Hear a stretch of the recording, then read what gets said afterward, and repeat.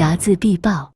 1884年10月1日，刘铭传在基隆避战退逃，急速撤回至台北府。然而，这一撤退并非仅是单纯的军事调动，更是攸关整个战局的重大失利及战期拉长。10月3日，刘铭传命人将民间存放于台北城内的所有战备粮秣悉数带走，意图独掌粮秣。然而，城内的守城官不甘粮秣尽失，坚持追回这批关乎百姓生计与军事防御的物资，并最终夺回粮秣，使其归于城内。此举触怒了刘铭传，他的性情刚烈，向来睚眦必报，对于挑战其威权之人绝不宽待。他认为守城官此举已然忤逆其军威，遂向陈兴聚下达严惩之令。他料定陈兴聚懦弱庸碌，定会无条件顺从其命，先对守城官施以杖刑，再施以酷刑拷问，最终夺其性命，以儆效尤。然而，刘铭传的算计落空了。陈兴聚不是畏惧权势之人，他深知守城官乃是秉公执行职务，粮秣本是属于台北城防，岂能因其畏居府台的刘铭传而任由攫取？因此，他断然拒绝执行刘铭传的严办命令，甚至在暗中策划拯救这些可能遭受残酷迫害的官差。10月4日，刘铭传并未善罢甘休，他令其侄刘朝户率兵进驻台北城，强行接管所有城防事务，意欲彻底清除异己。陈兴聚心知这些守城官已难在城中立足，唯恐他们遭遇不测灾厄，于是秘密托付白其祥，协助他们逃离台北城，助他们避开即将到来的危难，以保性命。遂暗中请托白其祥策划一条逃生之路。白其祥深知逃亡之事稍有不慎便是死路一条，但又事不宜迟，唯有迅速撤离，方能保住这些人的性命。于是他精心安排，选择夜色为掩护，让这群官差分批登上小木船，悄然逆流而行，避开刘朝户的耳目，顺着蜿蜒流淌的景美溪溯流而上，沿着不明的支流河沟，航向未知的未来。白其祥乃是心怀恻隐之人，早在19世纪中叶，北台湾发生漳泉械斗，当时白其祥为了避免逃难到北台湾难民卷入并受害，即安顿他们到土牛界外的木栅与新店交界处。要到这个地方，在当时只能坐小船行水路，并且要熟知当时水系支流的人，才能寻觅此与世隔离之地。也因白其祥的船队会定时提供日常生活用品，所以到此地的人生活无需烦恼。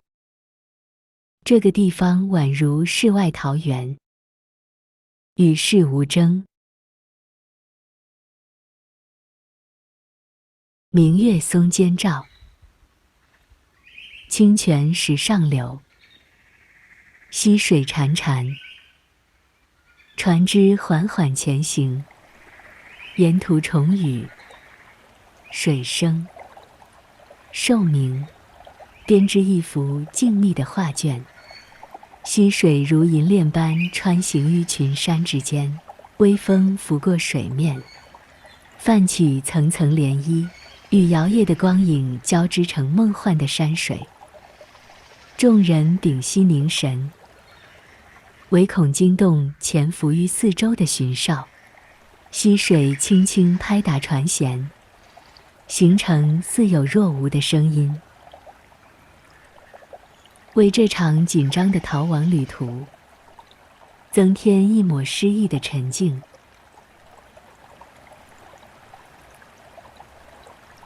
暗夜里的群山环绕，溪水清澈，宛若人间仙境。凉风轻拂水面，波光粼粼，微弱的光芒倒映其上，如同点点星辰随波流转。船身轻轻摇晃，称高人压低声音，指引着方向，唯恐惊动岸边不安的夜鸟或潜伏的危险。溪水蜿蜒曲折，两岸的山峦在月光下披上一层墨纱，显得神秘而静谧，宛若一幅静止的山水画轴。偶尔一两声夜宵低鸣，似乎在为这群逃亡的人送上远行的祝福。当晨曦的微光染亮天际，雾气氤氲于水面，宛如仙境一般。众人已然来到木栅与新店一带，此处地势幽僻，远离尘嚣，溪水清澈见底，群山环抱，林木苍郁。春日里溪畔百花盛开，空气中弥漫着淡淡的花香。夏日时绿荫如盖，微风轻拂，带来沁凉舒爽的气息。秋日里红叶翻飞，映照着碧水与蓝天，而冬日则有薄雾笼罩，让这片土地更添几分素雅与神秘。自19世纪中叶以来，这里便是白其祥在此地安顿过大批逃难者，使其得以安身立命。如今他再次运用这片土地的庇护，让这批守城官差得以存活的避难净土。在这片宁静的山野之间，逃亡的守城官差们开始新的生活。他们开垦菜园，种植果树，搭建公寮，重建家园。虽然前路未卜，但至少此刻，他们远离了政治的争斗与军事的纷乱，在这片安详的土地上寻找到一丝喘息的机会。而远方的台北城，风云依旧变幻，战争的阴霾仍未散去。早期逃难至北台湾的罗汉角，这些人原本流离失所，无依无靠。然而白其祥安顿他们，在这片净土与世隔绝的山水间，他们开辟田园，种植蔬果，搭建简陋的公寮，逐渐建立起自己的家园。如今新的逃亡者来到，他们便如同当年的自己，带着惶恐与不安，踏上这片土地。但是这片土地是慷慨的，只要愿意付出辛劳，他便会回报以丰收的喜悦。于是这些官差卸下昔日的官服与责任，换上粗布衣衫，与这片土地上的先来者并肩耕作。他们翻土播种，浇水灌溉，待到时节成熟，蔬果垂挂枝头，瓜棚下满是甘甜的气息。他们逐物安家，儿童的欢笑声逐渐响彻山谷，炊烟袅袅升起。夜晚的农舍里灯火摇曳，与群山交织出一幅和谐而宁静的画面。昔日的惊恐与奔逃，随着日复一日的耕耘与收获，逐渐淡去。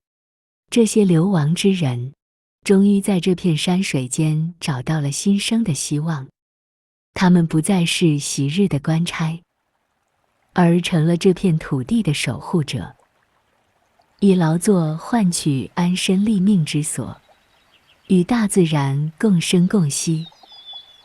夜晚，当皎洁的月光洒落西面，响起王维的《山居秋暝》。空山新雨后，天气晚来秋。明月松间照，清泉石上流。竹喧归娇女，莲动下渔舟。随意春芳歇，王孙自可留。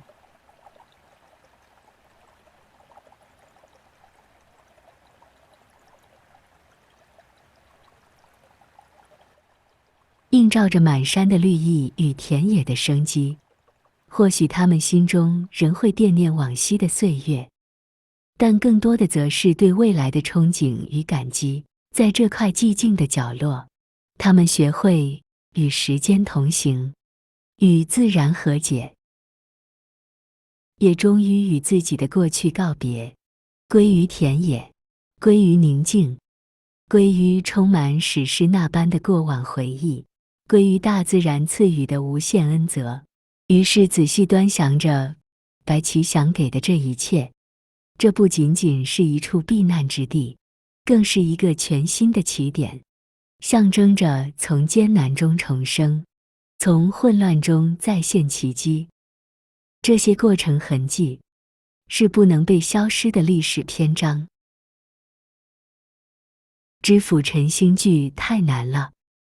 身为一介知府的陈兴聚，对战局不禁忧心忡忡，更是对下属官差的安危急火攻心，却忘记自己已陷入政治斗争的洪流危境。陈兴聚原本的亲班下属，因局势变幻已然离散，他不得不亲自处理每一项琐事，劳神伤体，日积月累。过度的操劳与心理重担，使得他的身体渐感不支，免疫系统亦随之骤降。白其祥多次请医护大夫前往诊治，却屡遭层层阻挠，无法顺利入内相助。风雨如晦，世事难料。护卫战争开始后，短短不到1年光景，陈兴聚于1885年8月2日在知府任内辞世。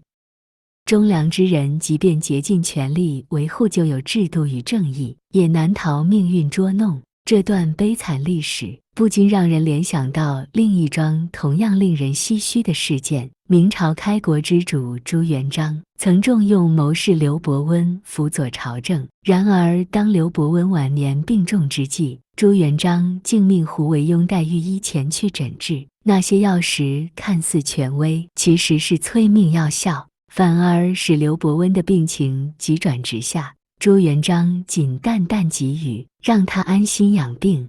最终，刘伯温便在冷漠中走向生命的终点。从陈兴聚到刘伯温，两位鞠躬尽瘁的贤臣，他们的遭遇揭示了政治斗争的残酷现实。当权力凌驾一切，忠诚往往也无法自保，最终难免沦为牺牲品。陈兴聚与刘伯温虽身处不同时代，却因政治权力的无情运作而遭遇同样命运的沉沦，最终只能在孤独与痛苦中静静地走向生命的终点，留下一段令人扼腕的长叹与哀伤。了解陈兴聚为这片土地用心，为人民付出的人，一定会向陈兴聚知府深深的鞠躬。光是陈兴聚在督建淡水河出海口的封锁线，阻绝法军舰进入淡水河，阻绝北台湾不被法军舰炮摧残，阻绝大多百姓不被法军舰炮轰致死。我们当然要心存感激，向陈兴聚致敬。1884年10月2日，中法战争的台湾北部，法军舰队以猛烈炮火轰击护卫长达13小时，连百姓的公寮也不放过，发射1-2千发炮弹，导致大量无辜平民死伤，尸横遍野。无数的艋舺百姓在这场无可选择的灾难中付出惨重代价，无数因战火而亡的英魂被悄然运回艋舺。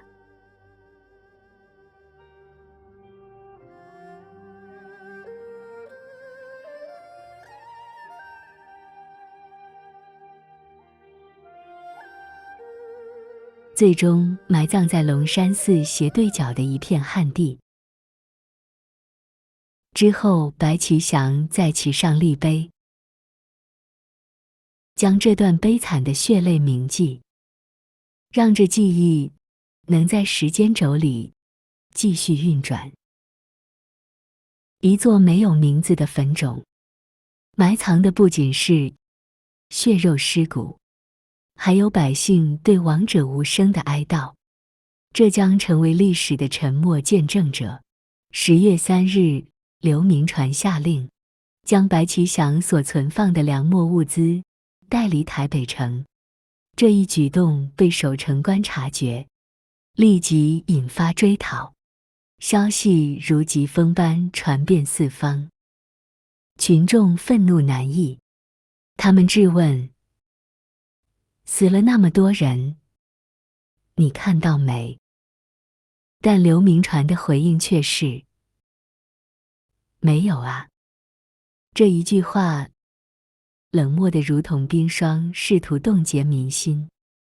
恰恰相反，瞬间点燃了群众的怒火，激起了更深的愤怒。人民不再容忍，他们强拉刘铭传来到埋葬亡者的土坑。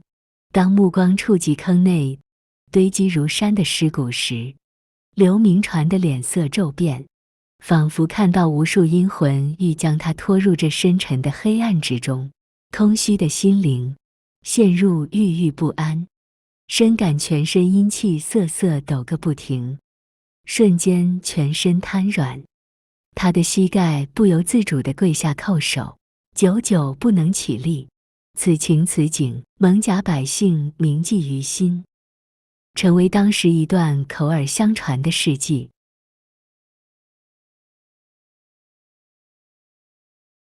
然而，历史的真相往往不容于诠释者的记忆。1885年10月12日，当刘铭传被清廷委任为台湾巡抚后，他的第一个行动之一，便是派人挖走这块立于土坑之上的石碑，并给予冠冕堂皇的理由称，死的这些人是引发战争的挑衅者，不配立碑。这句话与事实恰恰相反。蒙甲百姓是战争的受害者，他们为了捍卫这片土地，他们牺牲性命，却被刘铭传污蔑为是战争的挑衅者。这无疑是对亡者的再度践踏，是对历史正义的抹灭。刘铭传泯灭良心，苟且偷生，基隆一役可见端倪。能打赢的战却遁逃，没有抵抗，无端将基隆送给法军。当时护卫防卫提督孙开华所言最精确，不独将护卫战功一笔抹杀，且欲将轻弃基隆之罪，应作防护之人。这是孙开华给左宗棠及杨昌俊的信内，就明确指出刘铭传轻弃基隆。清廷鸿胪寺卿邓承修更将刘铭传当时的情形上奏，称闻该府自基隆退后，知为李同恩所误，愧悔莫追，神魂若失，举动言辞骤改长度，竟似有心急者，闽人皆知，而独不肯为朝廷一言耳。刘铭传内心慌乱与无能，关键时刻逃离战场，因循苟且想往新竹跑的当下，恰恰遇到众多蒙甲人为了捍卫这片土地而牺牲性命的尸骨后送。刘铭传看到众多支离破碎的尸骨，脸色骤变，仿佛看到无数阴魂，欲将他拖入深沉的黑暗之中。空虚的心灵陷入郁郁不安，深感全身阴气瑟瑟抖个不停，瞬间全身瘫软。他的膝盖不由自主地跪下叩首，久久不能起立的地方，立了一块石碑。若让这块石碑长存于世，便等于让世人永远记忆卑劣的刘铭传在此，膝盖不由自主地跪下并叩首，久久不能起立。然后这事迹长存于历史，映照出刘铭传的失策与无能，也暴露出他自己对突发事件的慌乱与回避。他想逃离台北府往新竹跑的痕迹，即带走属于台北城防的粮秣，将会一再被重审。他的行为失德与军事决策将无处遁形。1885年9月5日，左宗棠逝世。然是时李鸿章在朝中已获大用。此后，刘铭传在台湾的行为叫做只手遮天，他的奏折极力向清廷邀战功。另一方面，他却刻意将无辜牺牲者冠以战争挑衅者的罪名，意图用这项罪名让人民不得抗拒，让他挖走了石碑。但石碑的消失却成为历史痕迹，反倒成为历史本身的一部分。50-60年前，土坑那片土地重建，挖地基时挖出一大批尸骨，作者看到了。作者问现在是万华地区的一位老长官，他说他看到了。作者又问在附近开店的老板，他说他要顾店，没法过去看，但他站在店口有看到一大群围观，打听到是挖到一大批尸骨。总之，刘铭传掩盖真相，移除石碑的行为，昭示了在那动荡的年代，左宗棠死后，还有谁敢跟李鸿章较量？刘铭传借由这股黑暗的权力，在台为所欲为，毁灭历史的真相，来掩盖自身的不足与过错。正是这样一段历史的裂痕，每一块沉重的尸骨，每一声民众的哀嚎，都在无声地控诉着黑暗权力的冷酷与失德。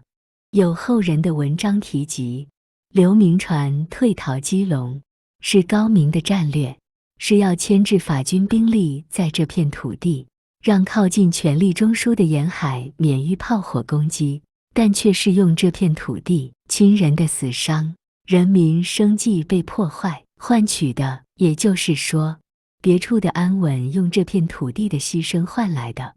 然后歌颂刘铭传为护卫战争英雄。生在这片土地的你会同意吗？谢谢收看。历史很难有真相，只残存一点痕迹。